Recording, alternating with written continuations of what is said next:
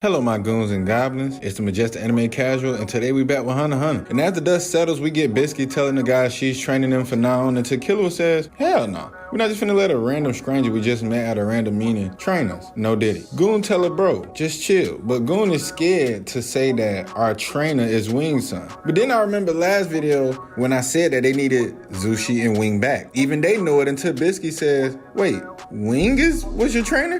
That was one of my students, and I didn't even know he became a master. So now a little shocked and confused, Gon Killua is ready to train, but an enemy appears in the shadows, and it's Edward Scissorhands. Same hat and all. I've noticed in a couple animes, they have a crazy scissors guy. Pause. Wait, did I need to pause that? Maybe no diddy, but I'm just here so I won't get fined. But me and Killua, like dang, she felt the enemy presence before them, and they still don't feel Buddy Aura. So how close he has to be for them to notice? He only 10 steps away. He across the boulder. He's literally at that next boulder right there. You know what I'm saying? Each new enemy shows me these kids are still kids, and I love that about the show. Now, luring Scissorhands into a trap, Biscuit pimp slaps Killua to create a fake diversion. Scissorhands just started hawking down Biscuit instantly, 0.2 seconds. Then cut her hair, then stay in his power that if he eats somebody's hair, he can find out any and everything about the person. But in that, he learned that Biscuit was really 57 years old. Wait, what year you graduated, dude? 13. Damn!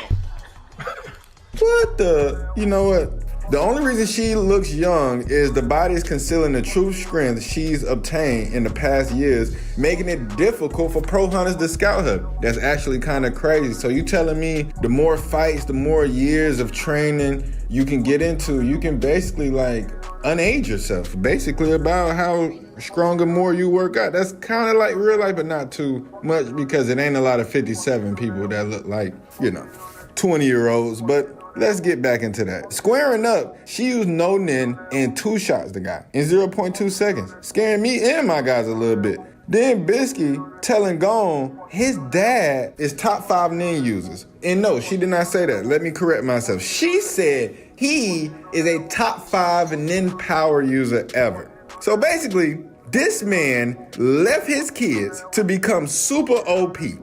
And now he's the top 1 kid leaver. But let's continue on. She spares Scissorhands with one request. Avoid getting attacked by Gon and Killua for 2 weeks or he meets God. But the extra is they have to stay inside a crater and can't leave it for days. So is Madonna out of her damn mind? She got 2 kids in the crater with a killer. He's fast, but he's injured a little bit from that 2-piece from Biscuit. But Gon started off the fight with using boulders as shields to attack the guy. But I noticed that they're trying to make him tired out first by using all these boulders because if he keep having to block them, he's gonna get tired a bit eventually. You know what I'm saying? I just feel like phase 1 of the fight just started and it's throwing boulders for hours until he tires out. And it's almost night and he still haven't been hit one time. Look at this man, his teeth is crinkling every time he about to get hit with a boulder. I know a fiend when I see one. Throwing rocks made a small rock forest inside the crater, which is even worse for the Scissorhands because now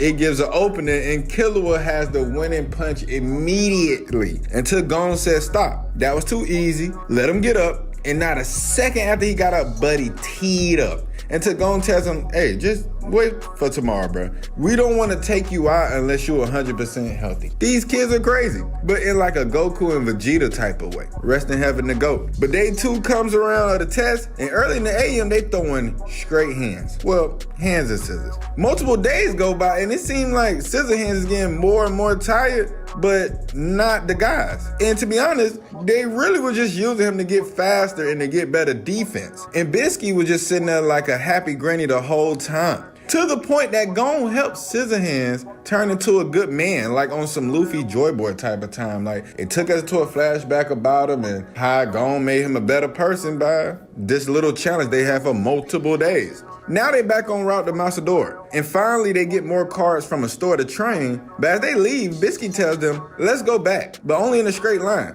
in this Rocky Mountain area. Think about it. Yeah, she's kind of crazy. But they learn another technique along the way. Well, basically just applying nin to objects, basically like hockey coats over an object in One Piece terms. But back to Hunter x Hunter. Bisky continued to train the guys, and she said their biggest problem is strategy. And we all know that's definitely gone with that problem. Killua usually is the guy getting them out of things using his IQ, but sometimes being mad, he'll baby drill the plan and will red button everybody around if trigger enough. Also, Bisky observed that maybe part reason why this game was made was to train and make better pro hunters by giving them trash cards to buy and to train, or if you want stronger cards, you gotta defeat these people in these weird crazy areas where these crazier cards contain. So it's like a training program, and it's hard for some pro hunters, but I don't think it's gonna be hard for Gon. So basically Gin is telling me like, I left you to go be OP. Now it's your turn to abandon your aunt, your granny, and train to be where I'm at. But you're not finding me, bro. Now we get the next or final nin technique, basically combining Ten, Ren, Zetsu, and Hatsu to make Ko, which is an all-in-one hit God Sender. No cap. If Bisky made them fire at Ko, it's over. But this is what I mean by the guys needed training and not just a mentor to talk to. Action breeds growth. Learning more moves and enhancing a Ryu, I don't know if I'm saying it right or not, it's just the way I spelled it.